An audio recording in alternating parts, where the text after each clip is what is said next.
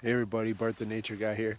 It is a beautiful, soon-to-be winter day. I think you can see on the top of my hat. It is Monday, and it is starting to snow in the Twin Cities, so I'm super excited. So it is a transition of seasons that I love, and I'm actually revisiting a spot that I did a nature invitation with you all a couple weeks ago. But I've decided to revisit it and kind of take a look because a few weeks ago this was this bright yellow and oranges all in these trees, and with the winds the last week, there's almost nothing left. And so I thought I'd kind of revisit that spot to see the difference of what it looks like now versus what it looked like a few weeks ago when we did an invitation here. So you'll still see some green. So this green trees right here are still there. So every tree has its own cycle and process through fall, and some are completely bare, some still carry some yellow, and oftentimes those oaks, those kind of dark brown leaves on the oak trees, they'll hold on for a long time. So, and then some leaves are hardly even turning. So it's always different out here, and I love kind of bringing you on these little walks. And I think especially as it gets colder here throughout the winter, I'll probably keep doing a little bit more of a walk and talk with you all versus just sitting still. But every time will be different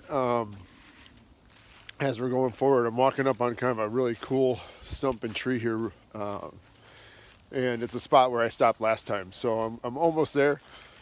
And there's tons of animals moving around, especially squirrels. They start to sense this change in temperature, and they start moving real fast, making sure they have everything ready for this transition. And you'll see that with a lot of animals in the wild, that as kind of things start to shift, they will either hunker down and stop, or they'll just start moving in order to make sure that they have a sense of place as things change. So every animal is different, and there's a lot of things that in regards to like barometric pressure and weather that also plays into that as well. So beautiful tree right there. Whoa, it just spreads out the whole way. That thing is huge. Kind of fun. But when we do these nature engagement videos, I'm in the kind of pretty much the same location. You can see it from a couple weeks ago. There's almost hardly a leaf on the tree up here, where before was this canopy of golden reds and oranges. So here we go with our nature invitation. I'm gonna kind of lean up against this old dead tree. Look at this thing. It's all beaten up. Looks like it's got kind of fun to see. Look at all those holes. This is a woodpecker heaven right here. This thing is about as beat up as I've ever seen a tree. Whole half or side of it is just taken right off. And is also, I don't think you guys can see it, it is completely hollow inside all the way to where it breaks at the top. So, which is probably why it broke. Probably wasn't much left in it anyway. So, you know, oh, listen to this. It's hollow. That's so strange. That's really cool. Got the coolest sound I've ever heard of a tree. That's really awesome. So, nature invitation for the day. We're going to use our visuals first, so I'm going to turn the camera around so you all can kind of not have to look at me the whole time. So, but first thing when you get out to a spot, I always like to, you know, we're watching how we get out to a spot, making sure we keep our bearings as best we can, and down the road we'll kind of talk about keeping bearings in the woods, more with the camping videos than these nature engagement ones. But I'm going to turn the camera around. Just enjoy what you see.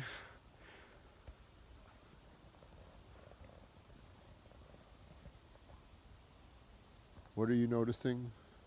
What's in motion?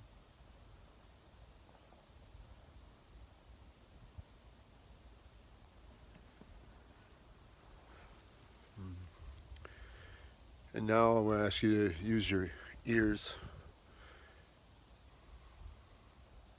I'll turn the camera around again.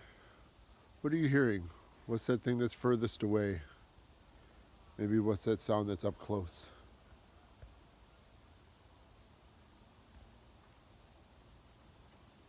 A very unique sound for this time of year for me is the sound of the snow hitting the leaves. And I don't think it's probably coming out on the video. I'll be quiet here for a second, but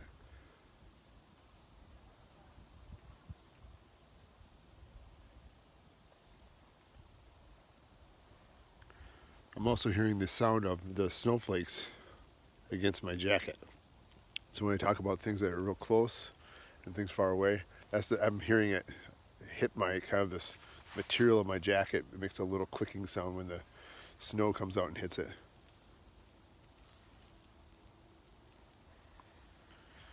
So that's something that I'm hearing. What are you hearing?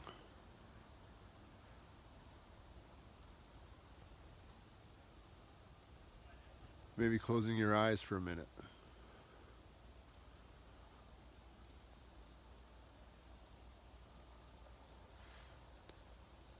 And we also like to use our nose. So what are those things that you smell in the air today? With a lot of the cool and dry air, some of those smells can be different. Again, I think last time, I'll do it again, but smelling leaves is one of my favorite things to do. Oh, it smells so good. So what are some things around you in nature?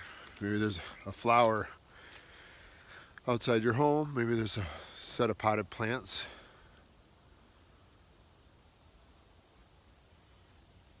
Maybe there's grass that's still growing in your yard.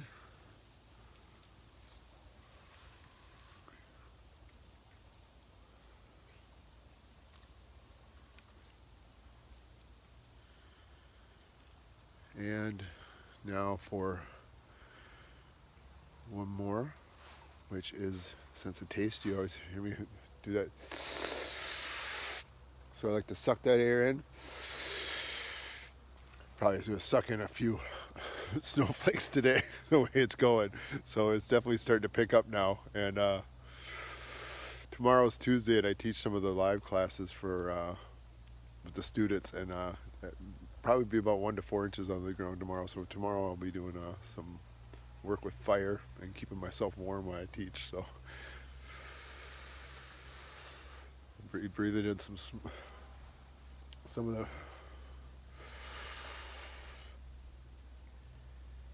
snowflakes tomorrow as well.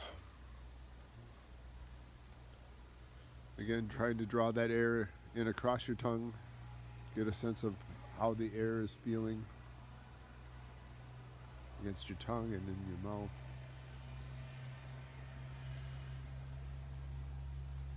All right.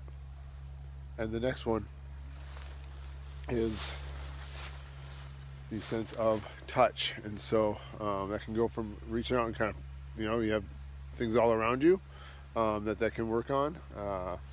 Again, I just picked up a bunch of leaves, same thing. You might find a leaf and kind of explore that leaf. But also that sense of touch is like the sense of cold or breeze against our skin. So maybe what's the sensation of the right below my collar here? I'm kind of nice and toasty warm, but within just an inch or so, kind of the space between my kind of the cuff of my jacket and my ear, I can really feel kind of a little bit of a breeze coming across the back of my neck. And so today I'm wearing gloves, but you might also take a glove off and see how does that air feel today, and how are things going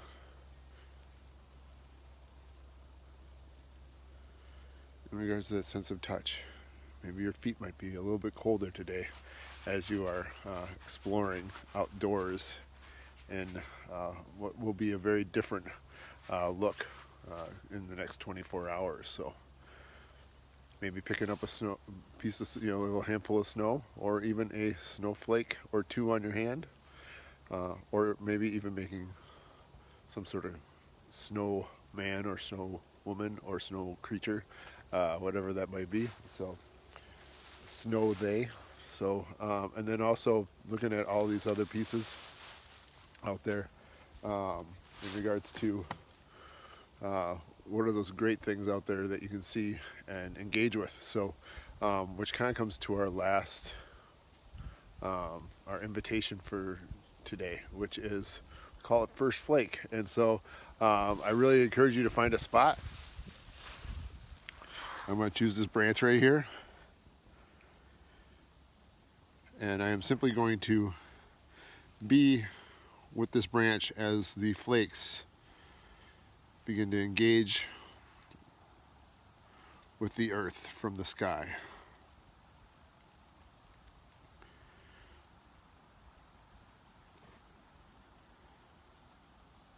And it is gathering slowly. So I encourage you, for your invitation this week, to find a spot to sit outside.